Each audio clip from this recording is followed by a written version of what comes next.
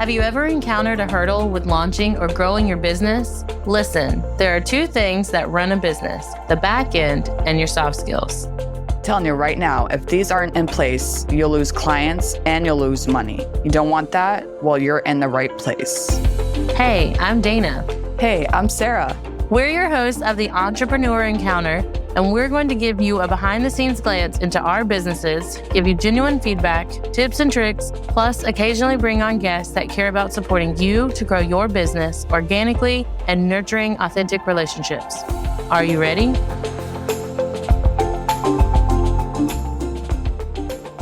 Welcome back to Entrepreneur Encounter. We are your hosts, Sara and Dana. We're going to welcome Anne-Sophie to our show today. She's a mind-body coach dedicated to helping women, particularly entrepreneurs and leaders, breaking free from toxic diet culture, emotional eating, and body image struggles. Welcome, Anne. We're so excited for you to be here today. Thank you so much for having me. I'm really, really excited to be talking with you today. Yeah, me too. Can you go into more about who you are, what you do, all the great things about you and your business? Yeah, I'm from Germany. I was born in Germany, raised in Germany. After graduating, I lived a little bit all over the world. And 10 years ago, I had a little baby. So I moved back home to a very tiny place in the southern part of Germany, which is perfect to raise a kid. I'm a single mom. And throughout my teenage years and into my early adulthood, I struggled with my body image. I struggled with several eating disorders and other mental health challenges. I started to write and I started to podcast about recovery. And one thing led to another. I did training and coaching. And 14 years later, here I am working with women. It started out all about just being very dissatisfied with their bodies or always struggling with weight or being at war with themselves, which most women I know are and have been, which is extremely unfortunate. But I started to really work with women who wanted out, right? Who wanted to have a more peaceful and a more loving relationship with themselves. And it evolved over the years to working with women in leadership roles to refine their mind-body connection too, right? And to use the body in a way for more presence, for feeling more confident at work, at home, wherever you may need the confidence boost. And the body is a great tool to use in all kinds of areas in your life. And it's great work. I love, love, love doing it. I feel very privileged. And yeah, that's what I do. And that's who I am.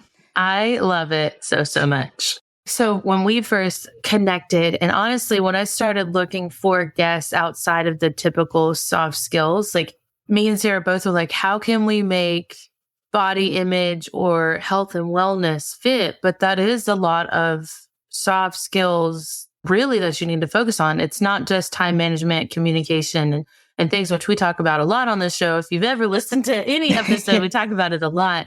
But Sara had a great point. Saying no is a great soft skill. You're protecting your space and your mindset and your growth by saying no to something and yes to something else. I think redefining body image and appearance is a big topic that's honestly been around for a long, long time. But I think in the most recent years, really honing in on authenticity, empathy, and all of these things is just skyrocketed and for a good reason. So what are your thoughts on self-acceptance and how do you build a body positivity in such a loud social media world? I would say that making peace with your body is such a huge and vast time saver because when you're dissatisfied with your weight, when you're dissatisfied with your body, think about how much time you spend worrying about it, right? How much time you spend looking in the mirror, hating yourself, berating yourself for the way you look, for your thighs, for your breasts, for whatever you don't like. And when you take that away, there's so much opportunity for other things. A whole new world is out there.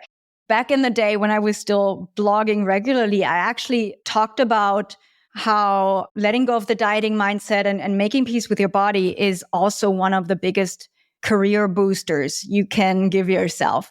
And I stick by that because First of all, yes, because of the time that we save, the money we save if we don't just buy this diet book or work with this diet company and all that. And the focus that we can then have. That is also sometimes a big fear when I work with women and they're like, what do I focus on when I don't focus on my body, right? Like, what am I going to do?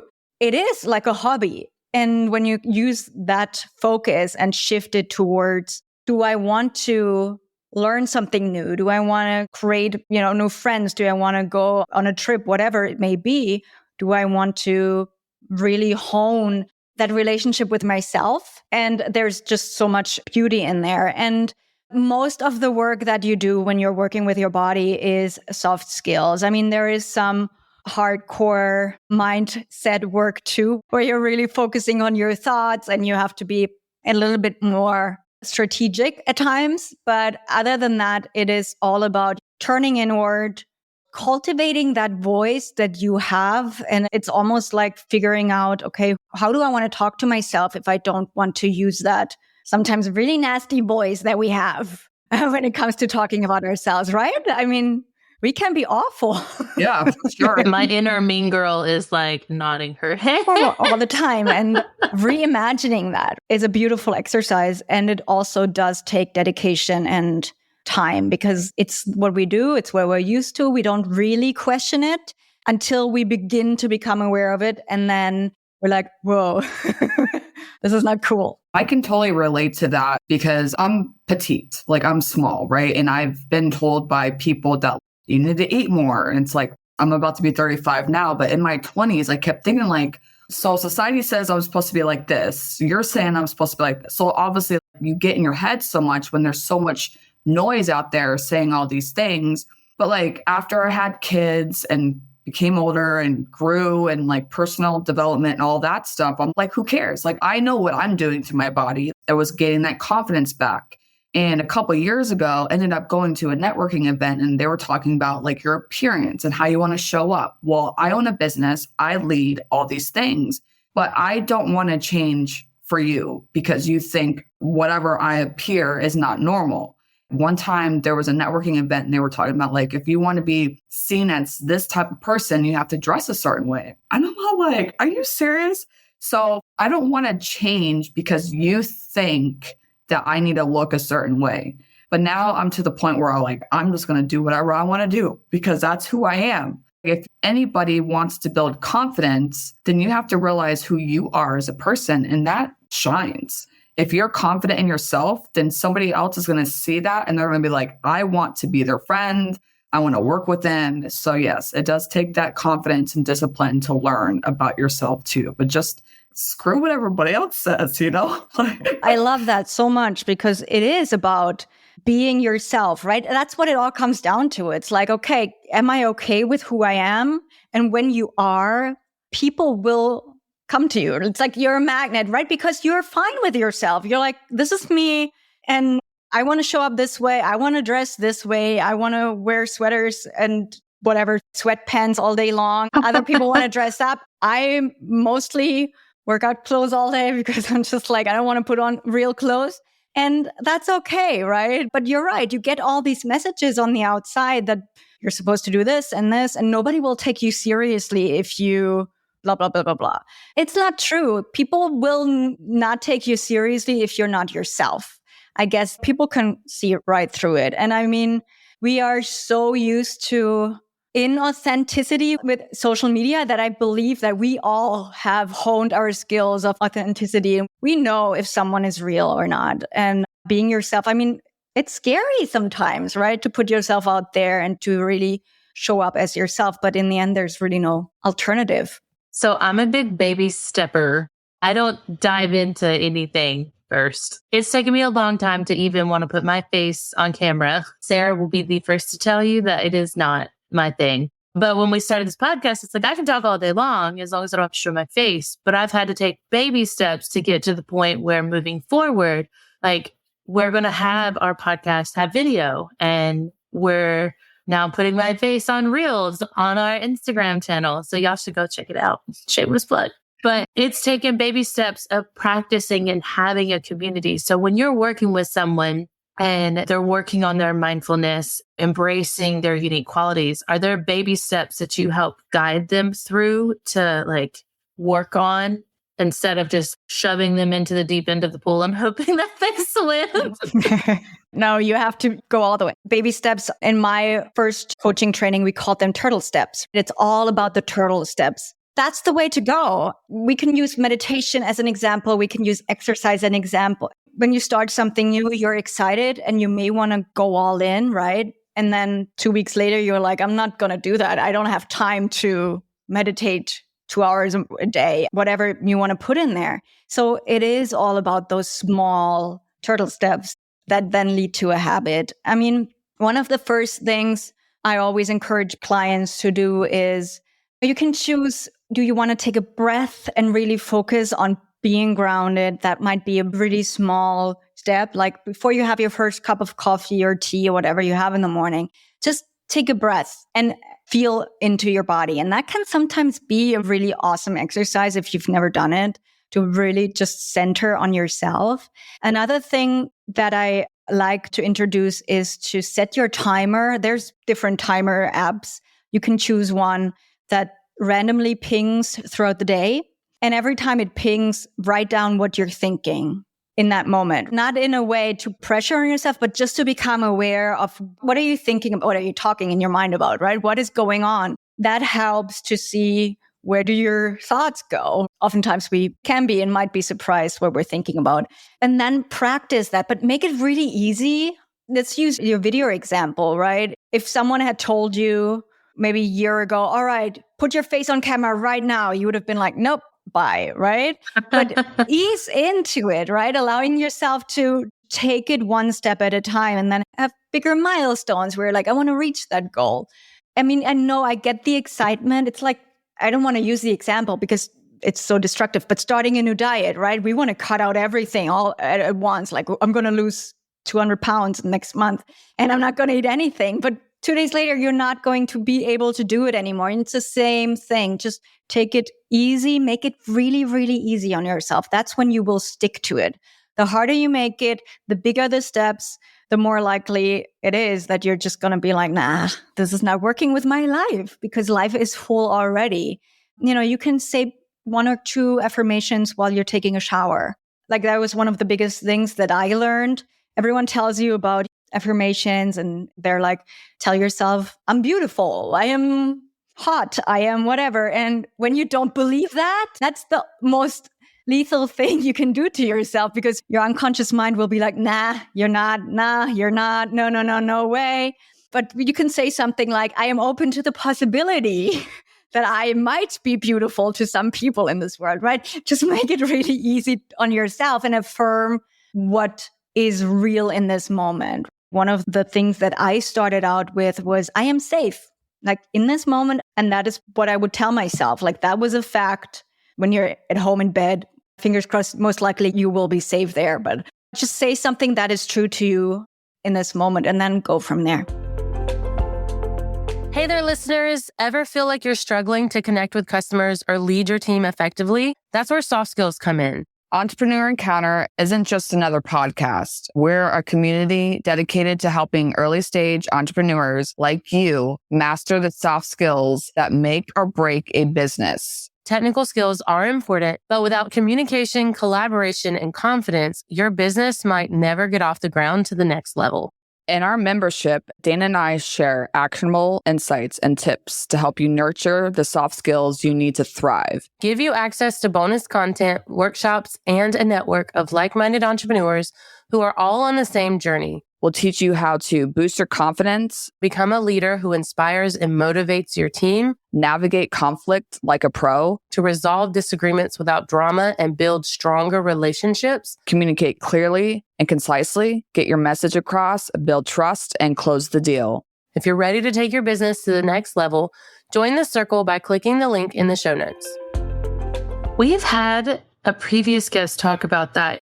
I want to call it like a pre-affirmation. If you're uncomfortable or immediately start negative talking of I am beautiful, then I am open to being beautiful. And before it was I'm on the path to being a great leader or something along those lines. Like you're willing it to begin to happen and giving yourself permission to even start that journey of being beautiful or being sexy or being an amazing fill in the blank here. Because I know my inner mean girl, we're going to coin that phrase here.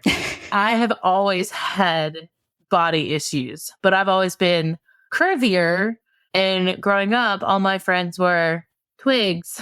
So even though at the time I wasn't that big, I just felt like it because no one looks like me. And I had 3 children and that did not help. I didn't help at all. But isn't that interesting though, right? I mean, Sara said she had body image issues or she had thoughts about it because everyone told her she needed to eat.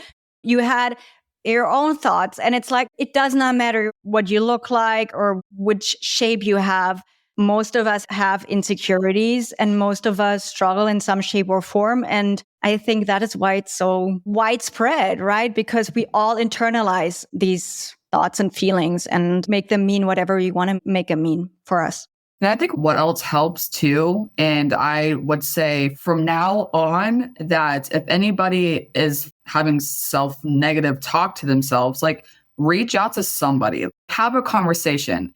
Dana and I talk on a personal level. We talk about things like have a friend, your spouse, whomever, because I know for a fact that if I have a conversation, it helps me get the perspective of somebody else. I'm not looking for validation, but it's just like, well, if I go, I'm not feeling good today because of this, then my husband can be like, well, no, like you are like that. You're great, or whatever affirmations they can give to you. Definitely helps combat that inner voice of, oh, I did this. Yeah, exactly. So let's make sure that we're having conversations. So if listeners out there are just feeling like they're just kind of down today for some reason, like you can reach out to us, you can reach out to whomever's in your circle, just have those conversations because I really believe that everybody's freaking awesome. Like I love people and I try to show up to be the best for everybody else and whatnot. And I want to be like that. I don't know if it's the mom in me, but like I want to feel like they're being seen and feeling like they're valued because everybody's different. I don't understand why that's an issue as a society as a whole. Every body is different. So who cares, you know? Yeah. When I was in treatment for my eating disorders, one of the things that my therapist had me do is sit in a cafe in the middle of the town square and just observe people. Not in a way of judging or comparing, but just observe. And you will see all kinds of body types, all kinds of people will be short and they will be tall and you will have everything. You will have people who are twigs, right? And you will have people who have curves and are in a larger body. And that is, part of the beauty industry, but we are surrounded by all of these picture perfect, what is supposed to be women, but nobody looks that way, not even those women themselves, but we're surrounded by these pictures and we have internalized it so much that oftentimes we're blind to the reality that we're all in this together. And like you said, everyone is different. We're all unique. And that is a beautiful thing. Sometimes I'm like, nobody in this world has your strengths. Nobody in this world has your unique story, your body, your relationship with yourself, with your friends, whomever, right? Nobody has your point of view. Nobody has what you have. And if you focus that awesomeness that you have onto something other than self-destruction, just imagine what you can do and who you can be in this world. That is something that I wish every one of us got. If we focus all of that energy onto something different, that would be just amazing. I think that's what helps us succeed from a business standpoint too. Just if we were all saying the same exact message because we were all trying to be the same exact way, then none of us would be successful entrepreneurs. We only one person. It would basically be who got there first because everything is the same. Like Sara was saying earlier, the magnetic marketing is what I was thinking about. Like you show up to this networking event and you wear what you're comfortable in so that you step up to people and not feel like you have to shy away. You can stand tall, you can do your superhero pose, and maybe they don't like the services that you provide or you don't align, But I bet in the back of their mind, or as they come across people, they're going to instantly think, I can't work with her, but I know exactly who can, because of how your personality is, how your confidence shows up, how your body language, your authenticity. We're not meant to be with everybody else, but we aren't also meant to be alone either. You just have to find the right people. And that doesn't happen unless you show up like at these events, but that doesn't happen if you don't show up for yourself first, which is the hard part. Yeah, absolutely. It's the hard part. And it can also be very fun if you make it. It can be. Oh, no. I've been walking into rooms feeling super confident because I know that I've been judged, things said to me, and I'm to the point where I don't care. If you don't like me, then you don't like me. But everybody that I've encountered loves me, not to sound like, you know what I mean? Like, because another thing too, people, they judge, what is the saying? Don't judge a book by its cover. Because the way I look on the outside is definitely not the way I'm inside, because apparently I look really tough. Well, because the way I dress, my tattoos, like as a society, like when I go, I've seen eyes burn through me. Like, I know. But like once my mouth opens and they really listen to me, they're like, oh, so this is who you are. Like, yeah, don't judge me by the way I look. I'm not hard. I'm not a hardcore person. Just to say that right now. I am curious sometimes about like what people think of me, because I'm usually looking homeless. Like my upgrade for me to be more comfortable, like you and were saying, like I'm definitely leaning in the athleisure. I need yoga pants that look like work pants, but I could still go walk and do something active in them, because that's normally what I do. I'm running after children. I'm taking them to the park. I don't like to sit still. So being in like jeans all day is really not for me.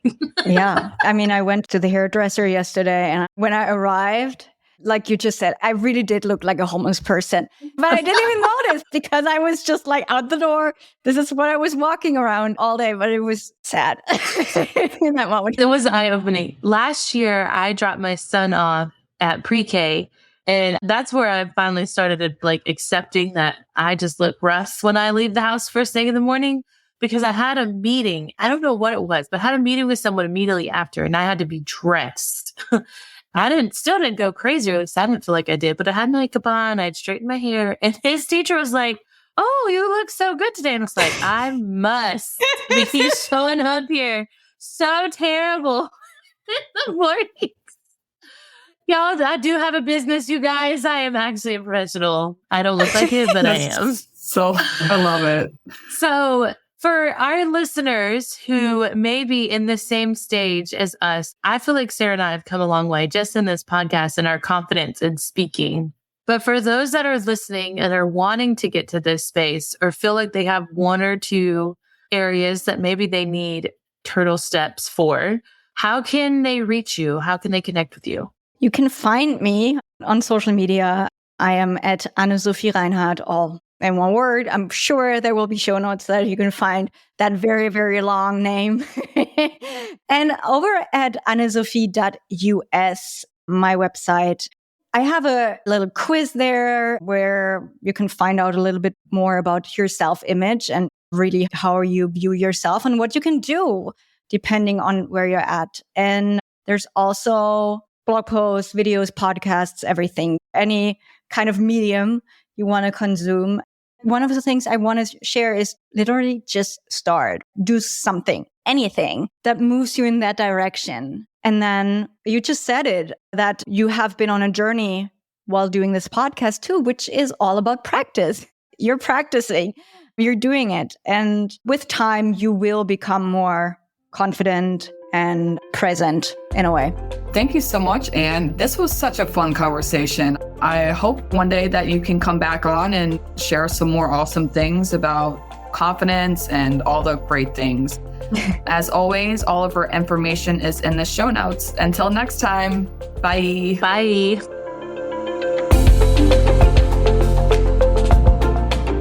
Thanks for tuning in to another episode. Remember, soft skills aren't just some fluffy buzzwords that get thrown around in the corporate world. They're the key to unlocking your full potential as a professional and a human being. Don't be afraid to invest in yourself and seek out opportunities to improve your soft skills. Sara and I have a variety of workshops, online courses, and complimentary clarity calls for you to practice in real time with us. Links are always in the show notes. And be sure to join us next time for more insights, tips, and tricks to help you succeed in your entrepreneur encounter.